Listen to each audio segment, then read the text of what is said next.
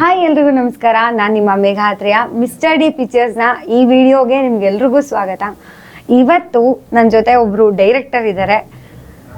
ಈ ಸಿನಿಮಾ ಹೆಂಗಿದೆ ಅಂತ ಅಂದ್ರೆ ಅವ್ರು ಮಾಡಿರೋದು ಒಂದು ದೊಡ್ಡ ಕ್ಯಾನ್ವಾಸ್ ಇರುವಂತ ಸಿನಿಮಾ. ಬೇಸಿಕಲಿ ಹೇಳ್ಬೇಕಂದ್ರೆ ಇನ್ನೊಂದು ತುಂಬಾ ವರ್ಷಗಳ ಎಕ್ಸ್ಪೀರಿಯನ್ಸ್ ಇರುವಂತ ಟೆಕ್ನಿಷಿಯನ್ಸ್, ಆದ್ರೆ ಎಲೆ ಮರೆ ಕಾಯ್ತರ ಇರೋ ಟೆಕ್ನಿಷಿಯನ್ಸ್ ಅಂತಾನೆ ಹೇಳ್ಬೋದು. ಅಂದ್ರೆ ತುಂಬಾ ಕೆಲಸ ಮಾಡಿದ್ರು, ಎಲ್ಲೂ ಅಷ್ಟೊಂದು ಮಟ್ಟಿಗೆ ಗುರುತಿಸ್ಕೊಳ್ದೆ ಇರೋ ಅಂತ ಒಂದು ಟೀಮ್ ಇಟ್ಕೊಂಡು ಸಿಕ್ಕಾಪಟ್ಟೆ ಚೆನ್ನಾಗಿ ಮಾಡಿ ಆಲ್ರೆಡಿ ಟೀಸರ್ಗೆ ತುಂಬಾ ಒಳ್ಳೆ ರೆಸ್ಪಾನ್ಸ್ ಬಂದಿದೆ.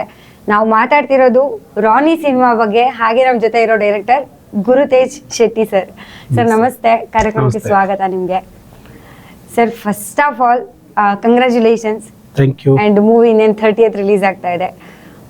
ಈಗ ಸದ್ಯಕ್ಕೆ ನಿಮ್ಮ ಮೈಂಡಲ್ಲಿ ಏನು ಫೀಲಿಂಗ್ ಓಡ್ತಾ ಇದೆ ಸರ್? ಮೈಂಡಲ್ಲಿ ಇಷ್ಟು ದಿನ, ಈಗ ಲಾಸ್ಟ್ ವೀಕ್ ಒಂದೆರಡು ವೀಕ್ ಹಿಂದೆವರೆಗೂ ಭಯ ಇತ್ತು. ಭೀಮಾ ರಿಲೀಸ್ ಆಯಿತು, ಜನ ಎಲ್ಲೂ ಹೋಗಿಲ್ಲ, ಸಿನಿಮಾ ಬರ್ತಾ ಇದ್ದಾರೆ, ಒಳ್ಳೆ ಸಿನಿಮಾ ಮಾಡಿದ್ರೆ ಥಿಯೇಟ್ರಿಗೆ ಬರ್ತಾ ಇದ್ದಾರೆ, ಅವ್ರು ಎಲ್ಲೂ ಕಳೆದು ಹೋಗಿಲ್ಲ ಅನ್ನೋದು ಪ್ರೂವ್ ಆಗಿದೆ. ಸೊ ರಾನಿ ಸಿನಿಮಾ ಈ ಒಂದು ಜೋಶ್, ಈ ಒಂದು ಪಾಸಿಟಿವ್ ವೈಬಲ್ಲೇ ರಿಲೀಸ್ ಆಗ್ತಾ ಇರೋದ್ರಿಂದ ಈ ವೀಕೆಲ್ಲ ಫುಲ್ ಖುಷಿಯಾಗಿದ್ದೀವಿ. ಖುಷಿ, ಹೌದು. Super sir. ಇನ್ನೊಂದು ನನಗೆ ಕ್ಯೂರಿಯಾಸಿಟಿ, ರಾನಿ ಪ್ಯಾನ್ ಇಂಡಿಯಾ ಸಿನಿಮಾನ, ಬಿಕಾಸ್ ಟೀಸರ್ನ ಫಸ್ಟು ಹಿಂದಿಲಿ ಬಿಟ್ರಿ ನೀವು, ತುಂಬಾನೇ ಒಳ್ಳೆ ರೆಸ್ಪಾನ್ಸ್ ಸಿಕ್ತು. ಸೊ ನಾನು ಅನ್ಕೊಂಡಿದ್ದೀನಿ ಪ್ಯಾನ್ ಇಂಡಿಯಾ ಅಂತ. ಹೇಗೆ ಸರ್ ಅದು ಹಿಂದಿಯಲ್ಲಿ ಬಿಡೋ ಯೋಚನೆ, ಪ್ಯಾನ್ ಇಂಡಿಯಾ ಸಿನಿಮಾ ಮಾಡ್ಬೇಕನ್ನೋ ಯೋಚನೆ ಅಲ್ಲ, ಯಾರಿಗೂ ಇರಲಿಲ್ಲ. ಸಿನಿಮಾದಲ್ಲಿ ಟೆಕ್ನಿಕಲಿ ತುಂಬಾ ಸ್ಟ್ರಾಂಗ್ ಆಗಿ ಕಂಪೋಸ್ ಮಾಡಿದ್ದಂಥ ಸಿನಿಮಾ, ತುಂಬ ದೊಡ್ಡ ಕ್ಯಾನ್ವಾಸ್ ಸಿನಿಮಾ, ಸುಮಾರಷ್ಟು ಕಂಟೆಂಟ್, ನಿಮಗೆ 50 ಟೀಸರ್ ಟ್ರೈಲರ್ ಮಾಡೋಷ್ಟು ಕಂಟೆಂಟ್ ಇದೆ ಸಿನಿಮಾದಲ್ಲಿ. ಓಕೆ. ಸೊ ಒಂದು ಬಿಡೋಣ, ನಮ್ಗೆ ಹೆಂಗೆ ರೆಸ್ಪಾನ್ಸ್ ಬರುತ್ತೆ ನೋಡೋಣ ಅಂತ ಸುಮ್ಮನೆ ಒಂದು ಸಣ್ಣ ಡಿಸ್ಕಷನಲ್ಲಿ ಒಂದು ಟೀಸರ್ ಮಾಡಿ ಹಿಂದಿಯಲ್ಲಿ ಮಾಡಿದ್ವಿ ನಾವು. ಬಟ್ ಅದು ದೊಡ್ಡ ಮಟ್ಟಕ್ಕೆ ರಿಯಾಕ್ಷನ್ ಬಂತು. ಸೊ ಎಷ್ಟೋ ಜನ ಇದು ಇವತ್ತು ಪ್ಯಾನ್ ಇಂಡಿಯಾ ಸಿನಿಮಾ ಅಂತಾನೆ ಅಂದ್ಕೊಂಡಿದ್ದಾರೆ. ನಿಮಗೆ ಮುಂಬೈಯಲ್ಲಿ ಸುಮಾರು 200 ಜನ ಯೂಟ್ಯೂಬರ್ಸ್ ರಿವ್ಯೂ ಮಾಡಿದ್ದಾರೆ. ನೀವು ಯೂಟ್ಯೂಬ್ ಅಲ್ಲಿ ಹೋಗಿ ಚೆಕ್ ಮಾಡ್ಬೋದು. ಪಾಕಿಸ್ತಾನದಲ್ಲೇ ಎಲ್ಲ ಅದನ್ನ ಹಿಡ್ಕೊಂಡು ಈ ಸಿನಿಮಾದ ರಿವ್ಯೂ ಮಾಡಿದ್ದಾರೆ ಯೂಟ್ಯೂಬರ್ಸ್. ಸೊ ಆ ತರದ ರಿಯಾಕ್ಷನ್ ಬರುತ್ತಂತ ನಿರೀಕ್ಷೆ ಇರಲಿಲ್ಲ. ನೋಡೋಣ, ನಮಗೆ ಒಂದು ಕೆಲಸ ಮಾಡಿ ನೋಡೋಣ ಅಂತ ಅಷ್ಟೇ ಮಾಡಿರೋದು. ಅದು ಹಿಂದಿ, ಅದಾದ್ಮೇಲೆ ತುಂಬಾ ಜನ ಹಿಂದಿಯಲ್ಲಿ ಮಾಡಿ, ಕೆಲವರು ಜನ ಹಿಂದಿಯಲ್ಲೂ ಬರ್ತಾ ಇದೆ ಅಂದ್ಕೊಂಡಿದ್ದಾರೆ, ಬೇರೆ ಲ್ಯಾಂಗ್ವೇಜ್ ಮಾಡಿ ಪ್ಯಾನ್ ಇಂಡಿಯಾ ಸಿನಿಮಾ ಅಂತಾನೆ ಅಂದ್ಕೊಂಡಿದ್ದಾರೆ. ತುಂಬಾ ಜನ ಮಾಡಿ ಇದು ಆ ಕ್ವಾಲಿಟಿ ಇದೆ ಈ ಸಿನಿಮಾಗೆ ಅಂತ ಹೇಳ್ತಿದ್ದಾರೆ. ಬಟ್ ಪ್ಯಾನ್ ಇಂಡಿಯಾ ಏನು ಇದೆ ಅಂದ ತಕ್ಷಣ ಪ್ಯಾನ್ ಇಂಡಿಯಾ ಮಾಡೋದಲ್ಲ. ಪ್ಯಾನ್ ಇಂಡಿಯಾ ಮಾಡೋದು ಅಥವಾ ಎಲ್ಲ ಭಾಷೆಯಲ್ಲಿ ಒಂದು ಸಿನಿಮಾನ ತಗೊಂಡೋಗಿ ಅದನ್ನ ಪ್ರಮೋಟ್ ಮಾಡಿ ರಿಲೀಸ್ ಮಾಡಬೇಕು ಅಂದರೆ ಮೇಜರಾಗಿ ಪ್ರೊಡಕ್ಷನ್ಗೂ ಆ ಒಂದು ಅನುಭವ ಬೇಕಾಗುತ್ತೆ. ನಮ್ಮದು ಹೊಸ ಪ್ರೊಡಕ್ಷನ್ ಆದ್ದರಿಂದ ಅಷ್ಟು ಅದಕ್ಕೂ ಅದರದೇ ಆದ ಟೈಮ್ ಕೊಡಬೇಕು, ಅದರದೇ ಆದ ಪ್ರಮೋಷನ್ ಸ್ಟ್ರಾಟಜಿಗಳು ಮಾಡಬೇಕು, ಬೇರೆ ಬೇರೆ ಭಾಷೆಯಲ್ಲೆಲ್ಲ ಅದು ಕನೆಕ್ಟ್ ಆಗೋ ಥರ ತುಂಬ ಕೆಲಸ, ಅದಕ್ಕೆ ಈ ಅನುಭವ ಇಂಪಾರ್ಟೆಂಟ್ ಆಗುತ್ತೆ. ಸೊ ನಾವು ಬಟ್ ಈ ಸಿನಿಮಾ ಕನ್ನಡದಲ್ಲಿ ನಾವು ಮುಂಬೈ, ಪೂನಾ, ಬೇರೆ ಬೇರೆ ಇದರಲ್ಲೆಲ್ಲ ರಿಲೀಸ್ ಆಗ್ತಿದೆ, ಬಟ್ ಕನ್ನಡದಲ್ಲೇ ರಿಲೀಸ್ ಮಾಡ್ತಾ ಇದ್ದೀವಿ. ಅಂದ್ರೆ ಈ ಮುಂಬೈ, ಪುನಾದಲ್ಲೂ ಕೂಡ ಕನ್ನಡದಲ್ಲೇ ರಿಲೀಸ್ ಆಗುತ್ತೆ. ಸೊ ಹಿಂದಿ ಸಿನಿಮಾ ಮಾಡೋ ಪ್ಲಾನ್ ಕೂಡ ಇವಾಗ ಇಲ್ಲ? ಇಲ್ಲ, ಹಿಂದಿ ಮೊದಲಿಂದಾನೂ ಇಲ್ಲ. ಸುಮ್ಮನೆ ಒಂದು ಗ್ಯಾಪ್ ಇತ್ತು, ನಮಗೆ ಶೂಟಿಂಗ್ ಗ್ಯಾಪ್ ಇತ್ತು, ಎಡಿಟ್ ಎಲ್ಲ ಮಾಡ್ತಾ ಇದ್ವಿ. ತುಂಬಾ ಕಂಟೆಂಟ್ ಇದೆಯಲ್ಲ, ಒಂದು ಮಾಡಿ ನೋಡೋಣ ಅಂತ ಮಾಡಿರೋದು. ಓಕೆ, ಎಕ್ಸ್ಪೆರಿಮೆಂಟಲ್ ಮಾಡಿದ್ದು ಇವತ್ತು ಅದು ಇಷ್ಟು ದೊಡ್ಡ ಮಟ್ಟಿಗೆ ರೀಚ್ ಆಗುತ್ತೆ ಅಂತ ಅನ್ಕೊಂಡಿರ್ಲಿಲ್ಲ. ಹಿಂದಿಯಲ್ಲೆಲ್ಲ ಅಷ್ಟೊಂದು ಕನೆಕ್ಟ್ ಆಗ್ಬಿಡುತ್ತೆ ಅಂತ ಅನ್ಕೊಂಡಿರ್ಲಿಲ್ಲ. ಓಕೆ ಸರ್, ಆಕ್ಚುಲಿ ನಾನು ಇವತ್ತು ಈ ಕ್ವೆಶ್ಚನ್ ಕೇಳ್ತಿರ್ಲಿಲ್ಲ. ಹಿಂದಿ ಟೀಸರ್ ಬಿಟ್ರೆ ಕನ್ನಡ ಮಾತ್ರ ಸಿಕ್ತು, ಬಟ್ ಬೇರೆ ಯಾವ ಲ್ಯಾಂಗ್ವೇಜ್ ಸಿಕ್ಲಿಲ್ಲ ನಂಗೆ ಟೀಸರು. ಹಾಗಾಗಿ ನನಗೆ ಇದು ಪ್ಯಾನ್ ಇಂಡಿಯಾ ತರ ಇದೆ ಆಕ್ಚುಲಿ, ಬಟ್ ಬೇರೆ ಯಾವ ಲ್ಯಾಂಗ್ವೇಜ್ ಅಲ್ಲೂ ಸಿಗ್ತಾನೆ ಇಲ್ಲ. ಪ್ಯಾನ್ ಇಂಡಿಯಾ ಅಂದಿದ್ರೆ ಎಲ್ಲ ಲ್ಯಾಂಗ್ವೇಜ್ ಅಲ್ಲಿ ಮಾಡ್ತಿದ್ವಿ, ಅದು ಉದ್ದೇಶ ಇರಲಿಲ್ಲ. ಬಟ್ ಆ ರಿಯಾಕ್ಷನ್ ಬಂದ್ಮೇಲೆ ತುಂಬಾ ಜನ ಪ್ಯಾನ್ ಇಂಡಿಯಾ ಮಾಡಿ ಆ ಕ್ವಾಲಿಟಿ ಇದೆಯಲ್ಲ ಈ ಸಿನಿಮಾ ಅಂತ ತುಂಬಾ ಜನ ಹೇಳಿದ್ರು. ಸೊ ಈ ಒಂದು ಕಾರಣಕ್ಕೆ ನಾವು ಕನ್ನಡದಲ್ಲೇ ಮಾಡೋಣ, ಬೇರೆ ಲ್ಯಾಂಗ್ವೇಜ್ ಅಲ್ಲೂ ಕನ್ನಡ ವರ್ಷನ್ ರಿಲೀಸ್ ಮಾಡೋಣ ಅಂತ. Okay, super sir. Hopefully future ಅಲ್ಲಿ ಇದು ಪ್ಯಾನ್ ಇಂಡಿಯಾನೇ ಆಗ್ಲಿ, ಸಿನಿಮಾನೇ ಅದನ್ನ ಪ್ಯಾನ್ ಇಂಡಿಯಾ ಲೆವೆಲ್ ಕರ್ಕೊಂಡು ಹೋಗ್ಲಿ ಅಂತ ಆಶಿಸ್ತೀವಿ. ಅಂಡ್ ಸರ್, ನಂಗೆ ಇನ್ನೊಂದು ಖುಷಿಯಾಗಿದ್ದು ಮತ್ತೆ ಕ್ಯೂರಿಯಾಸಿಟಿ ಅಂತ ಅನ್ಸಿದ ವಿಷಯ ಏನಂದ್ರೆ, ನಿಮ್ಮ ಟೆಕ್ನಿಷಿಯನ್ಸ್ ಎಲ್ಲ ಒಂದಷ್ಟು ಜನ ಹೇಳ್ತಾ ಇದ್ರು ಯಾವುದೋ ಒಂದು ಪ್ರೆಸ್ ಮೀಟ್ ಅಲ್ಲಿ, ಎಲ್ಲ ಟೆಕ್ನಿಷಿಯನ್ಸ್ನ ಮತ್ತೆ ಆಕ್ಟ್ ಮಾಡಿರೋ ಎಲ್ಲ ಆಕ್ಟರ್ಗಳನ್ನ ಒಂದ್ ಕಡೆ ಸೇರಿಸಿ ಇಡೀ ಸ್ಕ್ರಿಪ್ಟ್ ನ ನರೇಟ್ ಮಾಡಿದಿರಂತೆ ಎಲ್ರಿಗೂ ಬಿಫೋರ್ ಸಿನಿಮಾ. ಇದನ್ನ ಬೇಸಿಕ್ ನಾನ್ ನೋಡಿರೋ ಪ್ರಕಾರ ನನ್ನ ಎಕ್ಸ್ಪೀರಿಯನ್ಸ್ ಅಲ್ಲಿ ಯಾವ ಡೈರೆಕ್ಟ್ರು ಮಾಡಿಲ್ಲ. ಈಗ ಒಬ್ರು ಆರ್ಟಿಸ್ಟ್ ಅಂದ್ರೆ ನಿಮ್ದು ಇಂತಿಂತ ಸೀನ್ ಇರುತ್ತಪ್ಪ ಅಂತ ಎಕ್ಸ್ಪ್ಲೇನ್ ಮಾಡಿ ಅಷ್ಟು ಮಾತ್ರ ಕೊಟ್ಟು ಬಿಟ್ಬಿಟ್ಟಿರ್ತಾರೆ ಅಷ್ಟೇ. ಸೊ ಹೆಂಗೆ ಸರ್, ಅದು ಹೆಂಗೆ ದೊಡ್ಡ ಆತರ ಅರ್ಜೆಂಟ್ ಅಡಿಗೆ ಇದೆಯಲ್ಲ, ಅದು ತಪ್ಪದು, ಹಂಗೆ ಮಾಡಬಾರ್ದು. ನನಗೆ ಇಂಡಸ್ಟ್ರಿಗೆ ಬಂದಾಗಿಂದ ಆ ಥರ ಆಸೆ ಇತ್ತು. ಒಂದು ಸ್ಕ್ರಿಪ್ಟು ಕಂಪ್ಲೀಟ್ ಆಗಿ ಬರ್ಕೊಳ್ಬೇಕು, ಸ್ಪಾಟಲ್ಲಿ ಹೋಗಿ ಬರಿತಾ ಕೂತ್ಕೊಳ್ಬಾರ್ದು, ಕಂಪ್ಲೀಟ್ ಆಗಿ ಬರೆದು ಪ್ರತಿ ಟೆಕ್ನಿಷಿಯನ್ ಆರ್ಟಿಸ್ಟ್ಗೂ ಅದಕ್ಕೆ ತಲೆಯಲ್ಲಿ ಹಾಕಬೇಕು. ಆವಾಗ ಅವರು ಇನ್ವಾಲ್ವ್ ಆಗೋಕ್ಕಾಗುತ್ತೆ. ಒಂದು ಪರ್ಫೆಕ್ಟ್ ಆಗಿ ಒಂದು ಕ್ವಾಲಿಟಿಯಲ್ಲಿ ಮಾಡ್ಬೋದು. ಹಂಗೆ ಮಾಡಿದಾಗ ನೀವು ಎಷ್ಟೇ ದೊಡ್ಡ ಆರ್ಟಿಸ್ಟ್ ಆದರೂ ಅವ್ನಿಗೆ ಸ್ಪಾಟಲ್ಲಿ ಹೋಗಿ ನಾವು ಒಂದಿಷ್ಟು ಸೀನ್ ಪೇಪರ್ ಕೊಟ್ಟಾಗ ಅವ್ರು ಏನೇನೋ ಕನ್ಫ್ಯೂಷನ್. ಯಾಕಂದ್ರೆ ಅದ್ರ ಹಿಂದೆ ಅವ್ರ ಮನೆಯಿಂದ ಬಂದಿರ್ತಾನೆ ಅಥವಾ ಎಲ್ಲೋ ದಾರಿಯಲ್ಲಿ ಏನೋ ಆಗಿರುತ್ತೆ, ಮೈಂಡ್ ಸೆಟ್ ಬೇರೆ ಬೇರೆ ಇರುತ್ತೆ. ಸೊ ಮೊದಲು ಒಂದ್ಸರಿ ಇದನ್ನೆಲ್ಲ ಅವ್ರ ತಲೆಯಲ್ಲಿ ಹಾಕಿದಾಗ ನಮಗೆ ಸ್ಪಾಟಲ್ಲಿ ಕೆಲಸ, ನಮ್ಗೆ ಆ ಪರ್ಫೆಕ್ಟ್ ಆಗಿ ಕೆಲಸ ಮಾಡೋಕ್ಕೆ ಈಸಿ ಆಗುತ್ತೆ. ಸೊ ಇದು ಆ್ಯಕ್ಚುಲಿ ಆಗ್ಬೇಕು, ಅದು ಹಂಗೆ ಮಾಡಬೇಕು ಕೆಲಸ. ಏನೇನೋ ಅರ್ಜೆಂಟಿಗೆ ಮಾಡಿಕೊಂಡು ಹೋಗಿ ಸೆಟ್ಟಲ್ ಹೋಗಿ ಅದನ್ನೆಲ್ಲ ತುಂಬ ನನಗನ್ಸು ತುಂಬ ಸಿನಿಮಾಗಳು ಆ ವಿಷಯಕ್ಕೆ ಕನೆಕ್ಟ್ ಆಗಲ್ವೇನೋ ಅಂತ ಒಳ್ಳೆ ಕಥೆ ಇರುತ್ತೆ. ಸೊ ಆ ಕ್ಯಾರೆಕ್ಟರ್ ಏನೋ ಬೇರೆ ಥರದ ಒಂದು ಡೈಲಾಗ್ ಡೆಲಿವರಿ ಕೂಡ ತುಂಬ ಏನು ಮಾತನ್ನ ಹೇಳೋದಿರುತ್ತಲ್ಲ, ಅವೆಲ್ಲವೂ ನಾವು ಒಂದು ರೀಡಿಂಗ್ ಕೊಡುವಾಗಲೇ ಆ ಎಕ್ಸ್ಪ್ರೆಷನ್, ಡೈಲಾಗ್ ಎಕ್ಸ್ಪ್ರೆಷನ್ ಅಂತ ಇರುತ್ತಲ್ಲ, ಅದ್ರ ಜೊತೆಯಲ್ಲಿ ನಾವು ಆರ್ಟಿಸ್ಟ್ಗೆ ಅದನ್ನ ಎಕ್ಸ್ಪ್ಲೇನ್ ಮಾಡಬೇಕು. ಸೊ ಆವಾಗ ಅದು ಮೇಜರ್. ಇನ್ನೊಂದು ಏನಂದ್ರೆ, ಒಂದು ಎಲ್ಲರನ್ನೂ ವಿಶ್ವಾಸಕ್ಕೆ ತಗೊಳ್ಳೋದು ಇರುತ್ತೆ. ಯಾರೊಬ್ಬ ಸೆಟ್ಟಿಗೆ ಬಂದ ಕೆಲಸ ಮಾಡ್ಕೊಂಡ ಹೋದ, ಅವನಿಗೆ ಅದೊಂದು ಕೆಲಸ, ಸಿನಿಮಾ ಮಾಡೋದು ಕೆಲಸ ಅಲ್ಲ, ಅದೊಂದು ಕ್ರಿಯಾಶೀಲತೆ, ಕ್ರಿಯೇಟಿವಿಟಿ. ಹಂಗಿದ್ದಾಗ ನೀವು ಎಲ್ಲ ಟೆಕ್ನಿಷಿಯನ್ ಮತ್ತು ಆರ್ಟಿಸ್ಟ್ ಒಂದು ವಿಶ್ವಾಸಕ್ಕೆ ತಗೊಳ್ಬೇಕು ಅಂದಾಗ ಆ ಥರದ್ದು ಫಸ್ಟ್ ಒಂದು ಗೆಟ್ ಟುಗೆದರ್ ಎಲ್ಲರೂ ಕೂತ್ಕೊಂಡು ನಾವು ಏನು ಮಾಡ್ತಾ ಇದೀವಿ, ನಾವು ಏನು ಮಾಡಬೇಕು, ಇವೆಲ್ಲ ಕ್ಲೀನ್ ಆದಾಗ ಎಲ್ರಿಗೂ ಒಂದು ನಂಬಿಕೆ ಬರುತ್ತೆ. ಸೊ ಅದು ಈ ಎಲ್ಲ ಪ್ಲಸ್ ಪಾಯಿಂಟ್ ಇದೆ ಅದರಲ್ಲಿ. ಮತ್ತೆ ಎಷ್ಟೋ ಸಿನಿಮಾಗಳಲ್ಲಿ ಈಗ ಎಷ್ಟೋ ಆಕ್ಟರ್ಗಳು ಒಂದ್ಸತಿನೂ ಮುಖಾಮುಖಿ ಭೇಟಿನೇ ಆಗಿರಲ್ಲ, ಬರೀ ಸ್ಕ್ರೀನ್ ಅಲ್ಲಿ ನೋಡಿರ್ತಾರೆ. ಅವ್ರ ಜೊತೆ ಆಕ್ಟ್ ಮಾಡ್ಬೇಕಂದ್ರೆ ಒಂದ್ ಕೆಮಿಸ್ಟ್ರಿ ಬೇಕು, ಅಥವಾ ಆಫ್ ಸ್ಕ್ರೀನ್ ಒಂದು ಸ್ನೇಹ ಬೇಕು. ಅದನ್ನು ಬಿಲ್ಡ್ ಮಾಡಕ್ ಎಲ್ಲೋ ಒಂದ್ ಕಡೆ ಅಲ್ಲಿ ಒಬ್ಬ ಆರ್ಟಿಸ್ಟ್ ಫೇಸಸ್ ಸೆಟ್ಟಿಗೆ ಬಂದು ನೋಡಿರ್ತಾರೆ ಫಸ್ಟ್ ಟೈಮ್. ಅವರು ಆ ಡೈರೆಕ್ಟರ್ ಫೇಸ್ ಅಲ್ಲಿ ಫಸ್ಟ್ ಬಂದು ನೋಡಿರ್ತಾರೆ. ನೀವು ಎಷ್ಟೇ ಎಕ್ಸ್ಪೀರಿಯನ್ಸ್ ಅಂದ್ರೂ ಒಂದು ಆ ಕೆಮಿಸ್ಟ್ರಿ ಮ್ಯಾಚ್ ಆಗೋದಿದೆಯಲ್ಲ, ಅದು ತುಂಬಾ ಇಂಪಾರ್ಟೆಂಟ್ ಆಗುತ್ತೆ. ಸೊ ಅದಕ್ಕೆ ಈ ಎಲ್ಲ ಕಾರಣದಿಂದ ನಾನು ಅವನು ಕೂರಿಸ್ಕೊಂಡು ಎಲ್ರಿಗೂ ಫಸ್ಟ್ ರೀಡಿಂಗ್ ಕೊಟ್ಟು ಟೆಕ್ನಿಕಲಿ ಏನು ಮಾಡ್ತಾ ಇದ್ದೀವಿ ಪ್ರತಿಯೊಂದನ್ನು ಅಲ್ಲಿ ಡಿಸ್ಕಷನ್ ಮಾಡಿದ್ವಿ. ಆವಾಗ ಎಲ್ಲರೂ ಒಂದು ವಿಶ್ವಾಸಕ್ಕೆ ಸಿಗ್ತಾರೆ.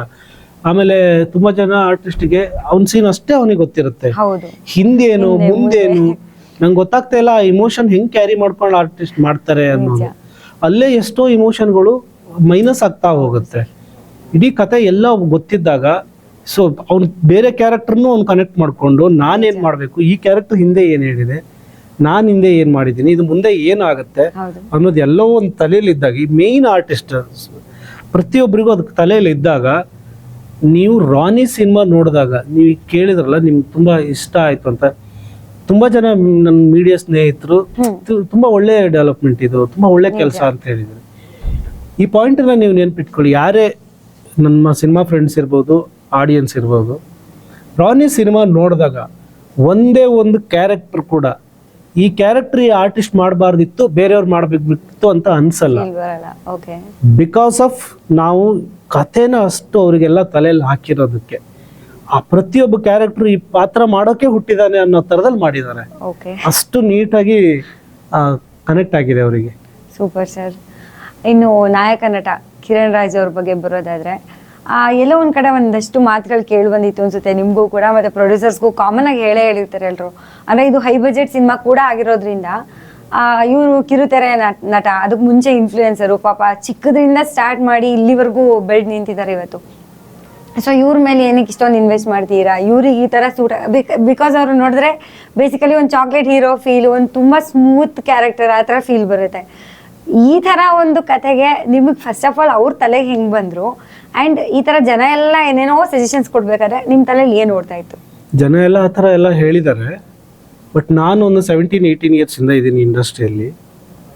ನಾನು ದೊಡ್ಡ ದೊಡ್ಡ ಸ್ಟಾರ್ಗಳು ಸಿನಿಮಾ ಮಾಡಿ ಅದು ಅಟರ್ ಫ್ಲಾಪ್ ಆಗಿ ಪ್ರೊಡ್ಯೂಸರ್ ಅಳೋದನ್ನು ನೋಡಿದ್ದೀನಿ. ಒಬ್ಬ ಹೊಸ ಹುಡುಗ ಸೂಪರ್ ಹಿಟ್ ಆಗಿ ತುಂಬ ದುಡ್ಡು ಮಾಡಿರೋದನ್ನು ನೋಡಿದ್ದೀನಿ. ಸೊ ಇವಾಗ ನಿಮಗೆ ಆ ಪ್ರಶ್ನೆಗೆ ಅಲ್ಲೇ ಉತ್ತರ ಇದೆ. ಆಮೇಲೆ ಕಿರಣ್ ರಾಜ್ ಬರೀ ಆಕ್ಟರ್ಗಿಂತ ಎನರ್ಜಿ. ಕಿರಣ್ ರಾಜ್ ಅಂದ್ರೆ ಎನರ್ಜಿ. ನಾನು ಕಿರಣ್ ರಾಜ್ ಒಂದು 3-4 ಇಯರ್ಸ್ ಇಂದ ನಾವಿಬ್ರು ಜೊತೆಲೇ ಇದೀವಿ. ನಾವು ಡೈರೆಕ್ಟ್ರು ಆರ್ಟಿಸ್ಟ್ ಅನ್ನೋಕ್ಕಿಂತ ನಾವು ತುಂಬಾ ಕ್ಲೋಸ್ ಫ್ರೆಂಡ್ಸ್ ಆ ಥರ ಇದ್ದೀವಿ. ನನಗೆ ಕಿರಣ್ ರಾಜ್ ಔಟ್ಲುಕ್ ಕ್ಲಾಸ್ ಆಗಿ ಕಾಣ್ತಾ ಇದೆ, ಬಟ್ ಕಿರಣ್ ರಾಜ್ ಅಲ್ಲಿ ಎಷ್ಟು ನನಗೆ ಕ್ಲಾಸ್ ಆಗಿ ಕಾಣ್ತಿದ್ರು ಅಷ್ಟೇ ಮಾಸ್ ಆಗಿ ಕಾಣ್ತಾ ಇದ್ರು. ಇವ್ ಮಾಸ್ ಹೀರೋ ಅಂತಾನೆ ತಲೆಗೆ ಬರ್ತಾ ಇದೆ ನನಗೆ. ಸೊ ಬಟ್ ಈ ಸಮಸ್ಯೆ ಬರುತ್ತೆ ಅನ್ನೋದು ಗೊತ್ತು. ಕ್ಲಾಸ್ ಫ್ಯಾಮಿಲಿ ಆಡಿಯನ್ಸ್ಗೆ ಸೀರಿಯಲ್ ಹಿಂಗೆಲ್ಲ ಮಾಡಿದ್ರು ಏಕದಮ್ ನೀವು ಗನ್ ಕೊಟ್ಬಿಟ್ಟು ಕೈಯಲ್ಲಿ ಸಿಗರೇಟ್ ಕೊಟ್ಟು ಆ ರಗಡ್ ಲುಕ್ ಹೆಂಗೆ ಅನ್ನೋದಿತ್ತು. ಇದು ಟೀಮಲ್ಲೂ ಇತ್ತು. ನನಗೆ ಕಾನ್ಫಿಡೆನ್ಸ್ ಇತ್ತು, ಯಾಕಂದ್ರೆ ನನಗೆ ಗೊತ್ತಿತ್ತಲ್ಲ. ನಾವು ಒಂದು ಫೋಟೋ ಶೂಟ್ ಮಾಡಿ, ಆ ಫೋಟೋ ಶೂಟ್ ಮಾಡಿದ್ಮೇಲೆ ಆ ಫಸ್ಟ್ ಮಾಡಿದ ಪೋಸ್ಟರ್ ಇದು ನಿಮ್ಮ ಹಿಂದ್ಗಡೆ ಇರೋದು. ಸೊ ಅದನ್ನ ನೋಡಿದ್ರೆ ನಿಮ್ಗೆ ಕ್ಲಾಸ್ ಮಾಸು ಹೆಂಗಿರುತ್ತೆ ಆ ಚೇಂಜ್ ಅಂತ. ಸೊ ನಾವು ನೆಕ್ಸ್ಟ್ ಇನ್ನೊಂದು ಪಾಯಿಂಟ್ ಬರಲಿಲ್ಲ, ಕಿರಣ್ ರಾಜೇ ಇದಕ್ಕೆ ಕರೆಕ್ಟ್. ಆಮೇಲೆ ಇದರಲ್ಲಿ ಕ್ಲಾಸ್ ಕಾನ್ಸೆಪ್ಟ್ ಇದೆ. ನಿಮ್ಗೆ 2 ಲುಕ್ ಇದೆ ಕಿರಣ್ ರಾಜ್ ಅವ್ರದ್ದು. 4 ಶೇಡಲ್ಲಿ ಕಾಣಿಸ್ತಾರೆ ಅಂತ ಕೇಳ್ಪಟ್ಟಿದ್ದೀನಿ. ಹೌದು, ಇಲ್ಲಿ ಮೇಜರ್ ಆಗಿ 2 ಶೇಡ್ ಇದೆ. ಕ್ಲಾಸ್ ಈಗ ಕಿರಣ್ ರಾಜ್ ಅವ್ರಿಗೆ ಅಷ್ಟೇ ಫ್ಯಾಮಿಲಿ ಆಡಿಯನ್ಸ್ ಫ್ಯಾನ್ಸ್ ಇದ್ದಾರೆ. ಸೊ ನಾವು ಆಕ್ಷನ್ ಅಂದ ತಕ್ಷಣ ತುಂಬಾ ಏನೇನು ವಲ್ಗಾರಿಟಿ ಎಲ್ಲ ಮಾಡಕ್ಕಾಗಲ್ಲ. 6 ಫೈಟ್ ಇದ್ರು ಕೂಡ ಇದು family action genre cinema. Okay, family action genres. ನನ್ನ ನೆಕ್ಸ್ಟ್ ಕ್ವೆಶ್ಚನ್ ಆಕ್ಚುಲಿ ಅದೇ ಇತ್ತು, ಜಾನರ್ ಯಾವುದು ನಿಮಗೆ ನಿಮ್ಮ ಆಡಿಯನ್ಸ್? ನೀವು ತುಂಬಾ ಜನ ಕೇಳಿರ್ತೀರಲ್ಲ ನೀವು, ಇದು ಹಾರರ್ ಜಾನರ್, ಇದು ಆಕ್ಷನ್ ಜಾನರ್, ಇದು ಫ್ಯಾಮಿಲಿ ಜಾನರ್ ಅಂತ. ಆಕ್ಷನ್ ಫ್ಯಾಮಿಲಿ ಆಕ್ಷನ್ ಜಾನರ್ ನೀವು ಕೇಳಿರ್ಲಿಕ್ಕಿಲ್ಲ. ಇದು ಆ ಜಾನರ್ ಫ್ಯಾಮಿಲಿಯವರು ಕೂತ್ಕೊಂಡು ನೋಡುವಂತ ಆಕ್ಷನ್ ಸಿನಿಮಾ. ಮತ್ತು ಹುಡುಗರಿಗಂತೂ ಮಾಸ್ ಆಡಿಯನ್ಸ್ಗಂತೂ ಆಬ್ವಿಯಸ್ಲಿ ಇಷ್ಟ ಆಗುತ್ತೆ. ಡೈಲಾಗ್ಸ್ ಇರ್ಬೋದು, ಆಮೇಲೆ 6 ಫೈಟ್ ಇದೆ ಇದರಲ್ಲಿ. ವಿನೋದ್ ಮಾಸ್ಟರ್ 6 ಫೈಟ್ ಕಂಪೋಸ್ ಮಾಡಿದ್ದಾರೆ. ಇನ್ನೊಂದು ತುಂಬಾ ಸೂಕ್ಷ್ಮವಾಗಿ ನೀವು ಗಮನಿಸಬೇಕು, 4 ಹಾಡು, 2 ಬಿಟ್ ಸಾಂಗ್ ಇದೆ, 6 ಫೈಟ್ ಇದೆ. ಒಂದೇ ಒಂದು ಫೈಟ್ ಕೂಡ, ಒಂದೇ ಒಂದು ಸಾಂಗ್ ಕೂಡ ಸಿಚುವೇಶನ್ ಬಿಟ್ಟಿಲ್ಲ. ಕತೆ ಒಳಗಡೆನೆ ಒಂದ್ ಫೈಟ್ ಹಾಕ್ಬೇಕು ಅಂತ ನಿಮ್ ಸಿನಿಮಾ ನೋಡೋ ಗೊತ್ತಾಗುತ್ತೆ, ಇಲ್ಲೊಂದ್ ಫೈಟ್ ಬರ್ಬೇಕಿತ್ತಲ್ಲ ಅಂತ ಬಂದ್ಬಿಡುತ್ತೆ. ಇದು ಹಂಗಿಲ್ಲ, ಫೈಟ್ ಕೂಡ ಕತೆ ಇಲ್ಲಿ, ಸಾಂಗು ಕತೆನೆ. ಸೊ ಕತೆ ಬಿಟ್ಟು ಫೈಟ್ ಸಾಂಗ್ಗಳಿಲ್ಲ. ಸೊ ಸಾಂಗ್ಸ್ ಎಲ್ಲ ಸೀಕ್ವೆನ್ಸ್ ಜೊತೆನೆ ಹಂಗೆ. ಹೌದು, ಫೈಟ್ ಕೂಡ ಅಲ್ಲಿ ಫೈಟ್ ಎಂತವ್ರಾದ್ರೂ ಇಲ್ಲೊಂದು ಆಕ್ಷನ್ ಆಗ್ಬೇಕು ಅಂತ ಕತೆನೆ ಬಯಸುತ್ತಲ್ಲ, ಅದು ಈ ಸ್ಕ್ರಿಪ್ಟ್ ವಿಶೇಷತೆ. ಓಕೆ, ಈಗ ನೀವೇ ಹೇಳ್ಬಿಟ್ರಿ ಮಾಸ್ ಆಡಿಯನ್ಸ್ಗೂ ಸೂಟ್ ಆಗುತ್ತೆ, ಇದು ಫ್ಯಾಮಿಲಿ ಆಡಿಯನ್ಸ್ಗೂ ಸೂಟ್ ಆಗುತ್ತೆ ಅಂತ ಅಂದ್ಬಿಟ್ಟು. ಬಟ್ ಟೀಸರ್ ನೋಡಿದಾಗಂತೂ ನಮ್ಗೆ ಅನ್ಸಿದ್ದು ಪಕ್ಕಾ ಮಾಸ್ ಸ್ಟೋರಿ ಅಂತಾನೆ ಅನ್ಸಿದ್ದು. ಆ ಡೈಲಾಗ್ಸ್ ಆಗ್ಲಿ, ಆ ಲುಕ್ ಆಗ್ಲಿ, ಆಕ್ಷನ್ ಸೀಕ್ವೆನ್ಸಸ್ ಅಂತೂ ಓ ಮೈ ಗಾಡ್, ಸೀರಿಯಸ್ಲಿ ಸರ್ ಸಖತ್ತಾಗಿ ಬಂದಿದೆ ಅದಂತೂ. ಹೆಂಗೆ ನಾವು ಫ್ಯಾಮಿಲಿ ಕನೆಕ್ಟ್ ಮಾಡ್ಕೊಬಹುದು ಇದನ್ನ? ನಾವು ನಮ್ ಪ್ರಮೋಷನ್ ಡಿಸೈನ್ ಹಂಗಿತ್ತು. ಫಸ್ಟ್ ಆಕ್ಷನ್ ಕಂಟೆಂಟ್ ನ ಬಿಡೋಣ ಅಂತ ಆಕ್ಷನ್ ಟೀಸರೇ ಬಿಟ್ವಿ. ಆಮೇಲೆ ಒಂದು ಆಕ್ಷನ್ ಸಾಂಗ್ ಬಿಟ್ವಿ. ಸೊ ಇದು ಕಂಪ್ಲೀಟ್ ಆಕ್ಷನ್ ಸಿನಿಮಾ ಆ ತರದ್ದೇ ಅನ್ನೋ ತರದಲ್ಲಿ ಬಂತು. ಆಮೇಲೆ ಒಂದು ಕ್ಲಾಸ್ ಸಾಂಗ್ ಬಿಟ್ವಿ, ನೀನೆಂದರೆ ಅಂತ. ಆಮೇಲೆ ಒಂದು ಕ್ಲಾಸ್, ಮತ್ತೆ ಒಂದು ಕ್ಲಾಸ್ ಹವಾಮಾನವೇ ಸುಂದರ. ಸೊ ಇದರಲ್ಲಿ ಏನೋ ಲವ್ ಆ ತರ ಕ್ಲಾಸ್ ವಿಷಯಗಳು ಇದೆ ಅನ್ನೋದು ಹಂಗೆ ಕನೆಕ್ಟ್ ಆಗಿದೆ. ಈಗ ಟೀಸರ್ ಟ್ರೈಲರ್ ಬಿಡ್ತೀವಲ್ಲ, ಅದ್ರಲ್ಲಿ ಕ್ಲಾಸ್ ಅಂಡ್ ಮಾಸ್ 2 ಇರುತ್ತೆ. ಮತ್ತೆ ಎಂಡಲ್ಲಿ ಒಂದು ಟೈಟಲ್ ಟ್ರ್ಯಾಕ್ ಬಿಡ್ತಾ ಇದೀವಿ, ಅದು ಮಾಸ್ ಇರುತ್ತೆ, ಒಂದು 20% ಕ್ಲಾಸ್ ಇರುತ್ತೆ. ಸೊ ಆ ತರ ಪ್ರಮೋಷನ್ ಡಿಸೈನ್ ಮಾಡಿ ಫುಲ್ ಪ್ಯಾಕ್ ಅಂತ ಹೇಳ್ಬೋದು. ಹೌದು ಸರ್, ಸ್ಟಾರ್ಟಿಂಗ್ ಈ ಸಿನಿಮಾ ಪ್ರಮೋಷನ್ಸ್ ಎಲ್ಲ ಸ್ಟಾರ್ಟ್ ಆದಾಗ ಕೇಳ್ಪಟ್ಟಿದೆ ಒಂದು 8 ಸಾಂಗ್ಸ್ ಇದೆ ಈ ಸಿನಿಮಾದಲ್ಲಿ. ಇಲ್ಲ, ಮೇಜರ್ ಆಗಿ 4 ಸಾಂಗ್ ಇದೆ, ಒಂದು 2 ಬಿಟ್ ಇದೆ. ಓಕೆ, ಸೀಕ್ವೆನ್ಸ್ ಜೊತೆಗೆ ಹಂಗೆ. ಹೌದು. ಸರ್, ಈ ಸಿನಿಮಾದಲ್ಲಿ ನಿಮ್ಗೆ ಟೆಕ್ನಿಕಲಿ ಚಾಲೆಂಜಿಂಗ್ ಅಂತ ಅನ್ಸಿದ ವಿಷಯಗಳು ಏನೇನು ಹೊಸದಾಗಿ ಕಲಿಬೇಕಾಗಿ ಬಂತು ಈ ಸಿನಿಮಾಗೋಸ್ಕರ ನೀವು? ನಾನು ತುಂಬಾ ಸೌಂಡ್ ಡಿಸೈನ್ ಬಗ್ಗೆ ಸ್ವಲ್ಪ ಏನಾದ್ರೂ ಬೇರೆ ಸೌಂಡ್ ಡಿಸೈನ್ ಚೆನ್ನಾಗಿ ಮಾಡಬೇಕು ಇದಕ್ಕೆ ಅನ್ನೋದೊಂದು ತುಂಬಾ ತಲೆಯಲ್ಲಿತ್ತು.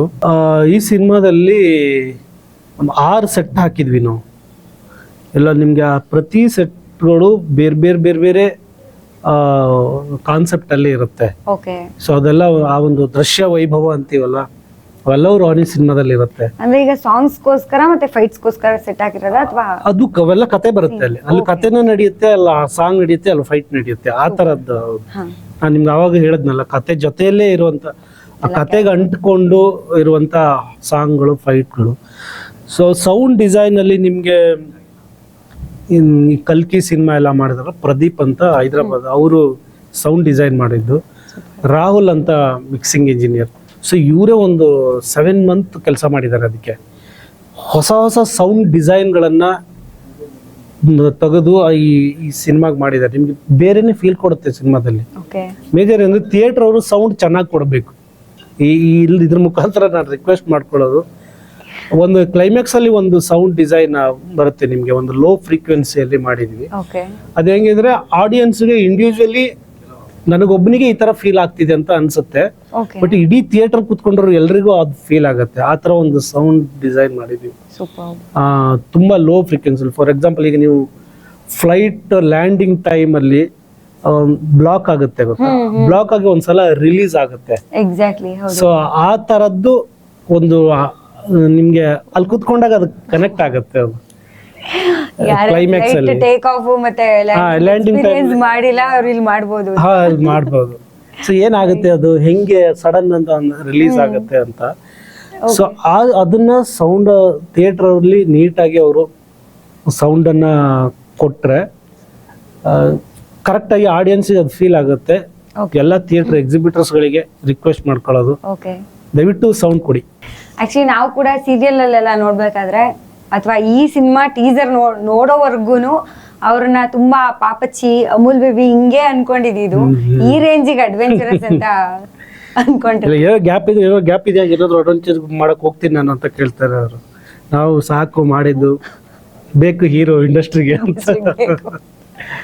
ಸರ್, ಇನ್ನೊಂದು ಕುತೂಹಲಕಾರಿ ವಿಷಯ ಮತ್ತೆ ತುಂಬಾ ಬೇಕಾಗಿರೋವಂಥದ್ದು ಸಿನಿಮಾ ಫೀಲ್ಡ್ಗೆ, ಈ ಸಿನಿಮಾದಲ್ಲಿ ರಂಗಭೂಮಿ ಕಲಾವಿದರನ್ನ ತುಂಬಾ ಜಾಸ್ತಿ ಹಾಕೊಂಡಿದ್ದೀರಾ ಅಂತ ಕೇಳ್ಪಟ್ಟೆ. ತುಂಬಾ ಖುಷಿ ಕೂಡ ಆಯ್ತು. ಸೊ ಹೆಂಗೆ ಸರ್ ಅದು? ಅದೇ ನಮ್ಗೆ ಏನಂದ್ರೆ, ಒಂದು ಕ್ಯಾರೆಕ್ಟರ್ ಅಥವಾ ಒಂದು ಡೈಲಾಗ್, ನಾನು ಅದನ್ನ ತುಂಬಾ ಇಂಪಾರ್ಟೆನ್ಸ್ ಕೊಡ್ತೀನಿ. ನನ್ಗೆ ಏನಂದ್ರೆ, ಡೈಲಾಗು ಒಂದು ಅಕ್ಷರ ಕೂಡ ಆ ಕಡೆ ಈ ಕಡೆ ಎಕ್ಸ್ಟ್ರಾ ಸೇರಿಸ್ಕೊಳ್ಬಾರ್ದು, ಕಡಿಮೆ ಮಾಡಬಾರ್ದು. ಅದನ್ನು 10 ಸಾರಿ ಯೋಚನೆ ಮಾಡಿ ನಾನು ಡೈಲಾಗ್ ಬರೆದಿರ್ತೀನಿ. ಸೊ ಆ ಡೈಲಾಗ್ನ ಪ್ರಾಪರಾಗಿ ಡೆಲಿವರಿ ಮಾಡಬೇಕು, ಪ್ರೊನೌನ್ಸಿಯೇಷನ್ ಪಕ್ಕ ಇರಬೇಕು. ಸೊ ಇದಕ್ಕೆ ನನ್ಗೆ ಸ್ವಲ್ಪ ರಂಗಭೂಮಿ ಕಲಾವಿದ್ರ ಮೇಲೆ ಜಾಸ್ತಿ ನಂಬಿಕೆ. ಆಮೇಲೆ ಅವರು ಅದಕ್ಕೋಸ್ಕರ ಒಂದು ತ್ಯಾಗ ಇರುತ್ತೆ, ಕಲೆ, ಡಿಸಿಪ್ಲಿನು ಅವೆಲ್ಲ ಇರುತ್ತೆ. ಜಾಸ್ತಿ ಅವರಿಗೆ ಅವಕಾಶ ಸಿಗಬೇಕು ಅನ್ನೋದು ನನ್ನ ಇದು. ಸೊ ನಮ್ಮ ಕ್ಯಾರೆಕ್ಟರ್ ಯಾರ್ಯಾರು ಆದಷ್ಟು ನಮ್ಗೆ ರಂಗಭೂಮಿಯವ್ರು ಯಾರ್ಯಾರು ಕನೆಕ್ಟ್ ಆಗ್ತಾರೆ ಅವ್ರನ್ನೇ ನಾನು ಮಾಡ್ಕೊಂಡಿದ್ದೀನಿ. ಓಕೆ ಸರ್, ಇನ್ನೊಂದು, ಈ ಸಿನಿಮಾ ಸ್ಟಾರ್ಟ್ ಆಗೋ ಟೈಮಲ್ಲಿ ನಿಮ್ಗೆ ಬಜೆಟ್ ಇಷ್ಟ ಆಗುತ್ತೆ ಅಂತ ಒಂದು ಏನಾದ್ರು ಐಡಿಯಾ ಇತ್ತಾ, ಅಥವಾ ನನ್ನನ್ನು ನಂಬಿ ಯಾರಪ್ಪ 3ನೇ ಸಿನಿಮಾಗೆ ಇಷ್ಟು ಬಜೆಟ್ ನ ಇನ್ವೆಸ್ಟ್ ಮಾಡಿದ್ದಾರೆ ಅನ್ನೋ ತರ ಏನಾದ್ರು ಫೀಲ್? ಒಂದು ಏನಿತ್ತಂದ್ರೆ, ಸ್ಕ್ರಿಪ್ಟ್ ಮಾಡಿದ ತಕ್ಷಣ ಈ ಸ್ಕ್ರಿಪ್ಟನ್ನ ಯಾರಿಗೆ ಹೋಗಿ ಹೇಳಿದ್ರು ಸಿನಿಮಾ ಮಾಡ್ತಾರೆ. ರೆಗ್ಯುಲರ್ ಪ್ರೊಡ್ಯೂಸರ್ ಇರ್ಬೋದು, ಯಾರಿಗೆ ಹೇಳಿದ್ರು ಅಂದ್ರೆ ಆ ಸ್ಕ್ರಿಪ್ಟೇ, ಅದು ಸ್ಕ್ರಿಪ್ಟ್ ಫೈನಲ್ ಆದ ತಕ್ಷಣ ಗೊತ್ತಾಯ್ತು ನಮ್ಗೆ ಇದು ಗೆಲ್ಲೋ ಸಿನಿಮಾ ಅಂತ. ಸೊ ಪ್ರೊಡ್ಯೂಸರ್ಗೂ ಬಜೆಟ್ ನಮ್ದು ಅಷ್ಟು ಇರ್ಲಿಲ್ಲ, ಆಮೇಲೆ ಬಜೆಟ್ ಡಬಲ್ ಆಯ್ತು. ಅಂದ್ರೆ ಪ್ರೊಡ್ಯೂಸರ್ಗೆ ಅವ್ರೆ ಇಲ್ಲ ನೀವು ಮಾಡಿ, ಎಲ್ಲೋ ಕಾಂಪ್ರಮೈಸ್ ಆಗ್ಬೇಡಿ, ಮಾಡಿ ಅಂತ ಹೇಳ್ಕೊಂಡು ಬಂದರು. ಸೊ ತುಂಬ ಬೆಸ್ಟ್ ಪ್ರೊಡ್ಯೂಸರ್. ಸೊ ಇಂಥ ಪ್ರೊಡ್ಯೂಸರ್ಗಳು ಇದ್ರೆ ಒಳ್ಳೆ ಸಿನಿಮಾಗಳು ಮಾಡ್ಬೋದು. ಪ್ಯಾಷನ್ ಇರಬೇಕು.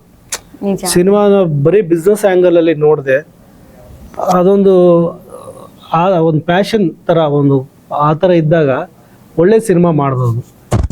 ಸೊ ಎಷ್ಟು ಕಮ್ಮಿ ಖರ್ಚು ಮಾಡಿ ಉಳಿಸೋಣ ಅನ್ನೋದಕ್ಕಿಂತ ಖರ್ಚು ಮಾಡಿ ಲಾಭ ಮಾಡೋಣ ಅನ್ನೋದು ಮೈಂಡಲ್ಲಿ ಇರಬೇಕು.